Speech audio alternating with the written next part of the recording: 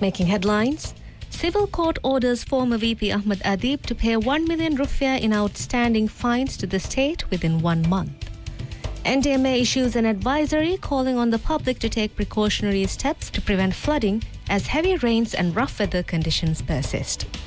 And Parliament Speaker Abdul Rahim Abdullah declares 2025 will be the most productive year in parliamentary history.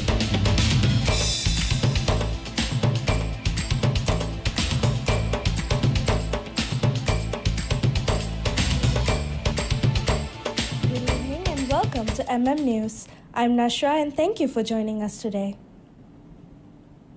Former Vice President Ahmad Adib Abdul Ghafoor has been ordered by the Civil Court to pay 1 million rupiah in outstanding fines to the state within 1 month following his earlier conviction in the massive Maldives Marketing and Public Relations Corporation MMPRC's corruption scandal. The Civil Court ruling mandates payment to the Maldives Inland Revenue Authority MIRA after the Attorney General's office sought enforcement of the original 2020 criminal court judgment, which had included both the fine and a 20-year prison sentence. Adib was found guilty of 7 charges including embezzlement, money laundering, and corruption through misuse of his official position. These convictions stemmed from a plea agreement signed in September 2019, which had resulted in reduced sentences. Despite the severity of his sentence, Adib was released from prison on November 13, 2023, through a clemency grant by then-President Ibrahim Muhammad Saleh in the final months of his administration. The MMPRC scandal is considered one of the largest corruption cases in Maldivian history, involving the embezzlement of millions in state funds from tourism revenue. The case implicated numerous government officials and sparked a significant political upheaval in the Maldives. Adib served as vice president from July to November 2015 before his initial arrest. The National Disaster Management Authority, NDMA, has issued an advisory calling on the public to take precautionary steps to prevent flooding as heavy rains and rough weather conditions sweep across the Maldives. The advisory follows a weather alert from the Maldives Meteorology Service, Met Office, which has warned of torrential rain, thunderstorms and gusty winds reaching up to 45 miles per hour. A yellow alert has been issued for areas spanning Babu Atoll to Dalu Atoll, remaining in effect until 12:30 a.m. on January 2, 2025. In light of the forecast, the NDMA is urging residents to act swiftly to safeguard their homes and belongings. Recommendations include moving valuables to higher or safer ground to prevent water damage and switching off electrical appliances that are not in use to avoid potential hazards.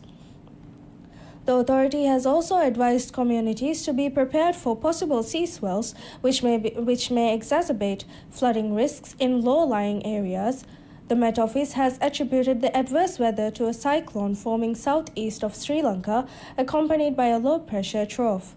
These conditions are expected to result in rough seas, further heightening the need for caution in affected regions. With the New Year holiday coinciding with the deteriorating weather, NDMA emphasized the importance of vigilance and preparation. The agency said simple but effective measures such as securing valuables and ensuring electrical safety can significantly minimize risks to both property and personal safety. As the Maldives braces for challenging weather conditions, residents are urged to remain alert and prioritize safety to navigate the days ahead. Parliament Speaker Abdul Rahim Abdullah has declared 2025 will be the most productive year in the People's Majlis history. The Speaker assured the Parliament would deliver work satisfying public expectations, emphasizing the 20th Parliament's commitment to building public trust and confidence. Abdul Rahim cited regular parliamentary sessions and swift committee work. Key accomplishments include 3 major constitutional amendments, increases in tourism sector taxation, and modification to the Tobacco Control Act. This year marks the implementation of the first budget passed under the PNC's People National Congress Supermajority Parliament. According to the Speaker, 56.6 billion rupiah budget, which President Dr. Mohammad Muiz characterized as heralding a golden age of housing, faces no implementation hurdles. The government attributes the limited progress on developmental projects in 2024 to insufficient budgetary allocation. The previous parliament had approved a 49.8 billion rupiah budget for 2024, supplemented by an additional 5.1 billion rupiah during the current administration. The Maldives Police Service has successfully recovered stolen items worth 2 million rupiah and returned them to their rightful owner within 24 hours of the theft. The robbery occurred on 31st December 2024 at a residence in the Galore district of Male. The stolen items include foreign currency, cameras and lenses, smartphones, an Apple MacBook, a Bluetooth speaker, and charging cables. The swift recovery was made possible through the coordinated efforts of the Galore Police, the Criminal Investigation Department, and the response and patrol teams.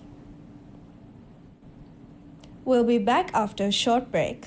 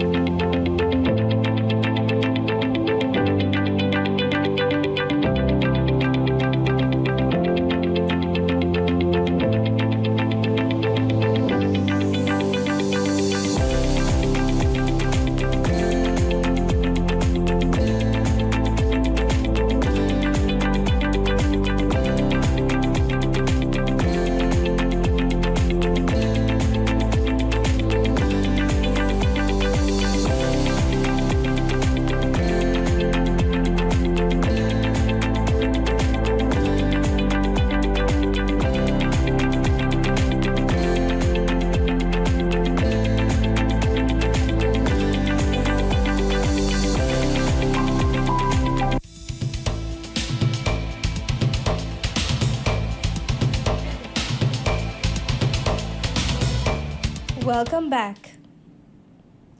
The Maldives National Defence Force MNDF Coast Guard proudly celebrated its 45th anniversary on January 1, 2025, commemorating over 4 decades of dedicated service in safeguarding the nation's waters and airspace. Established in 1980 as a specialized unit of the Maldives National Defence Force MNDF, the Coast Guard has evolved into a critical component of the country's defence apparatus. Before its formal establishment, the Maldivian military was already engaged in safeguarding the nation's maritime zones. Over the years, the Coast Guard has grown into a multifaceted force tasked with defending the Maldivian maritime territory and airspace, protecting the exclusive economic zone EEZ, securing critical maritime infrastructure, and conducting search and rescue operations to save lives and property at sea. In addition to its primary naval duties, the Coast Guard fulfills a diverse range of responsibilities, including civil defense, rapid emergency response during maritime disasters, and enforcing national and international maritime laws as mandated by the Armed Forces Act 1/2008. The Coast Guard's most significant contribution to maritime safety lies in its continuous efforts to raise public awareness about safety and security at sea, with the goal of reducing accidents and improving preparedness among the public. The year 2024 was a transformative one for the Maldives, marked by substantial progress in education, higher education, and workforce development. Key initiatives by the Ministry of Education, the Ministry of Higher Education, Labour and Skills Development, and various institutions contributed to building a more skilled workforce, empowering educators, and expanding opportunities for students across the country. A significant focus of the government in 2024 was the empowerment of teachers and the improvement of the quality of education. Under President Dr. Mohammad Muiz's leadership, the administration introduced various programs aimed at enhancing the educational experience for both students and teachers. Teacher training workshops were conducted and scholarships were provided to students pursuing teaching careers. These efforts aligned with the government's broader vision of equipping the next generation with the necessary skills to thrive in a rapidly changing world. The Ministry of Higher Education, Labour and Skills Development played a crucial role in fostering the growth of higher education and training. One of the key functions of the ministry was to implement policies that enhance the delivery of quality higher education and training, ensuring that Maldivian students have access to world-class learning opportunities. In 2024, the ministry focused on strengthening the connection between employers and job seekers, facilitating career guidance, and creating greater employment opportunities for Maldivians. In line with these goals, a series of financial assistance programs were launched to support students in their educational pursuits. These included loan schemes, scholarship opportunities, first degree scheme, and short-term training programs aimed at providing the skills necessary for success in the workforce. The government also entered into agreements with foreign universities and institutions, enabling local students to benefit from discounts on tuition fees and access to training abroad. Additionally, Maldives National University and the Islamic University of Maldives continue to play a pivotal role in shaping the future of higher education in the country. These institutions work to improve educational standards and offer students a broad range of academic programs. Simultaneously, technological advancements were embraced to support teaching and learning, with pilot programs developed in collaboration with the international community. The government continues to work tirelessly to promote the development of a strong, skilled workforce. Accordingly, several important steps were taken in 2024, including the formulation of regulations to implement the Higher Education and Training Act. The ministry also focused on improving the productivity of local workers and creating policies to enhance workplace safety and employment standards. To address the growing demand for skilled labor, efforts were made to connect job seekers with employers, particularly in sectors facing shortages. The National Job Centre was restructured as the National Career Service to offer more streamlined and effective job placement services, while the Emmena Wazifa policy was introduced to reduce involuntary unemployment over the next 5 years. The year 2024 saw significant expansion in the higher education and training landscape, with 2 universities, 10 private colleges and 84 private institutes now operating in the country. Maldives Polytechnic continued to play a vital role in offering skills training, including specialized programs aimed at those with disabilities, such as cake decoration and baking courses for individuals with hearing loss. The government also focused on creating job opportunities for older workers, with a focus on sectors that face difficulties in hiring. New laws such as the Industrial Relations Act and the Workplace Safety and Health Protection Act were introduced to improve working conditions and ensure the well-being of employers across various industries. As part of the ongoing development of the education system, the government established a national research fund to support academic and scientific research. Efforts are also underway to appoint members to oversee the fund and ensure its effective use in advancing the nation's knowledge base. The ministry also continues to foster international collaborations, with discussions held with embassies, universities, and international institutions to expand opportunities available for Maldivian students. In a year marked by transformative environmental initiatives, the government of Maldives has demonstrated strong leadership in environmental protection and climate action under President Dr. Mohamed Muiz's administration and the strategic direction of Minister Tariq Ibrahim at the Ministry of Climate Change, Energy and Environment. The nation has made significant strides in implementing comprehensive environmental programs and policies throughout 2024. One of the priorities for the government over the past year was the establishment of and completion of the water and sewerage projects across the nation.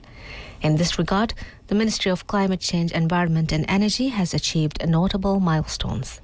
By October 2024, water supply systems were operational on 125 islands, with sewerage systems functional on 134 islands. In 2024 alone, water systems were established on 20 additional islands based on specific requests. To enhance water management, the ministry signed a memorandum of understanding with the Male Water and Sewerage Company to assess and upgrade systems in Male and Bilimale.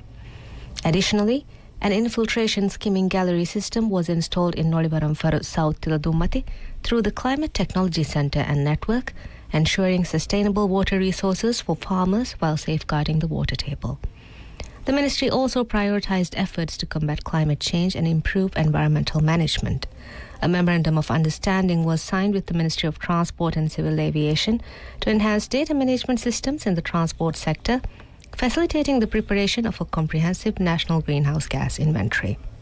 Furthering agricultural sustainability, the ministry initiated a foreign-funded project to assess groundwater conditions on 4 key agricultural islands in Lamu Atoll: Istu, Kaladu, Tambidu and Gang. Additionally, 12 students from Lamu Atoll received scholarships to pursue the Advanced Certificate in Environmental Management, fostering local expertise in this critical area. Another significant milestone was achieved with President Dr. Muizu endorsing the Maldives Disaster Risk Reduction Strategy 2024 to 2030. The strategy aims to protect the nation against climate hazards while enhancing disaster preparedness and community resilience. Aligning with the Sendai framework and complementing the National Adaptation Plan, this initiative strengthens the Maldives' position as a leader among small island developing states in climate resilience. Internationally, the Maldives actively participated in the SIDS Coalition for Nature and co-chaired the Asia Protected Areas Partnership, underscoring its dedication to conservation on both regional and global scales. Conservation efforts and waste management initiatives also made prominent strides during the year.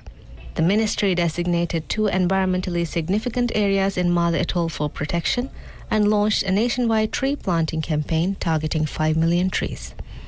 By the end of the year, a total of 450,936 saplings were planted across the nation, with 70 pledges guaranteed for an additional 4,219,456 saplings nationwide.